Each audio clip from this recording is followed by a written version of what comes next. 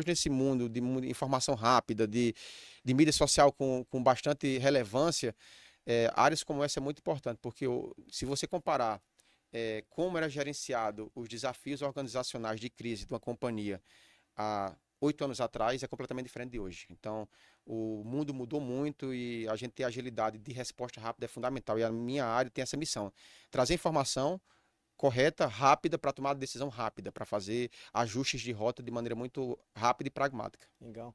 Você falou de convergência de risco. Existe uma previsibilidade de risco? Como é que você lida com... Que eu imagino que tudo é um dado hoje, né? Sim, Eu acho que as coisas vão acontecendo sim. dado, dado, dado, dado. Mas o seu departamento, você já consegue prever situações e está agindo na prevenção?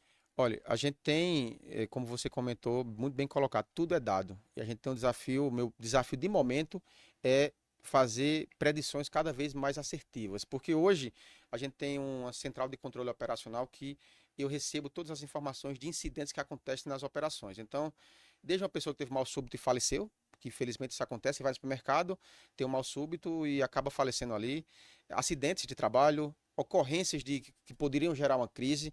Tudo isso eu compilo de maneira estruturada todo mês. Eu consigo entender ali tendências, mas sem a inteligência. Eu analiso os números bem. Meu problema de segurança patrimonial, por exemplo, onde eu tenho mais incidência, né, especificamente nessas regiões, eu consigo ter plano de ação e ações desenhadas baseado nesses dados.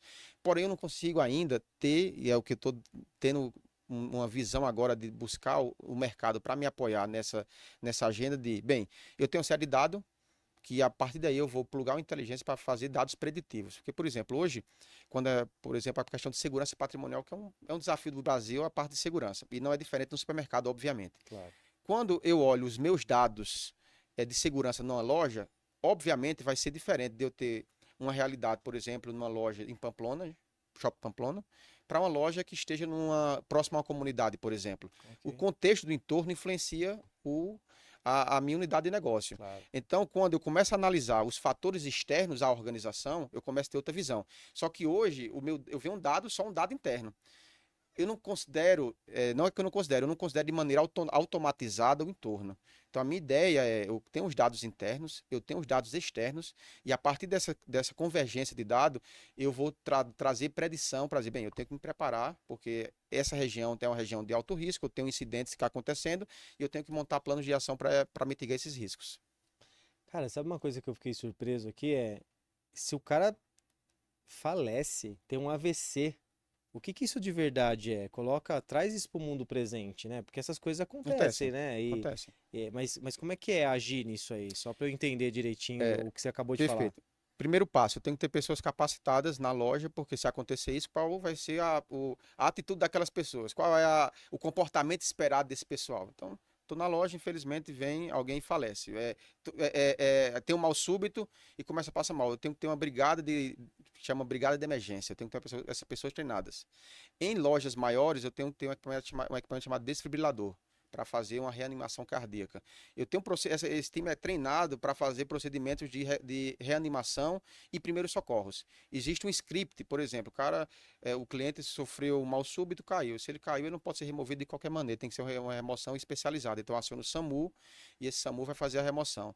E quando isso acontece, via de regra, rapidamente se abre um grupo de crise através do WhatsApp, a gente se comunica rapidamente, existe a hierarquia do meu time, então entre o gerente, os supervisores e a unidade de negócio, e ali a gente vai gerenciando, o que é que eu vou fazer agora, ó, vou acionar o SAMU não chegou, ó, tipo São Paulo, trânsito muito desafiador, às vezes o SAMU demora, quais são as alternativas, eu posso remover, não posso, então a gente faz uma gestão online do que está acontecendo, porque evita, numa operação tão grande como essa, a falha por não seguir um protocolo, não seguir um processo é muito alta, porque Imagino. por mais que eu capacite o time com uma certa frequência, eu posso ter uma falha de procedimento. Então, Claro. quando eu faço esse grupo, é justamente para monitorar em tempo real o que está acontecendo.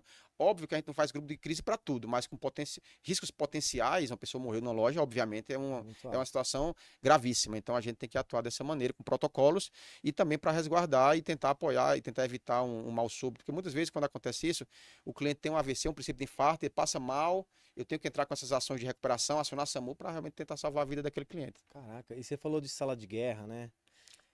aconteceu algo, você, na sua cadeira, você tá nesse grupo, Sim, sim, sim. você é atuante em tudo. Não, em tudo. Eu falo Não, assim, sim. numa Eu. taxa de. Ou então conta o que você é atuante, vai. Assim, de maneira mais macro, Ah, exige já procedimentos, infelizmente, AVC e processo de acidente em loja é algo que acontece com certa frequência. Então, o meu time abre grupos, certamente por dia eu tenho um ou dois grupos de alguma coisa que está rolando, que eu tenho pelo menos uma visão ali mais superficial e o time está atuando no operacional. ok. Mas sempre eu estou ali atuando. Por exemplo, fraudes digitais, é algo que tem acontecido com certa frequência, infelizmente.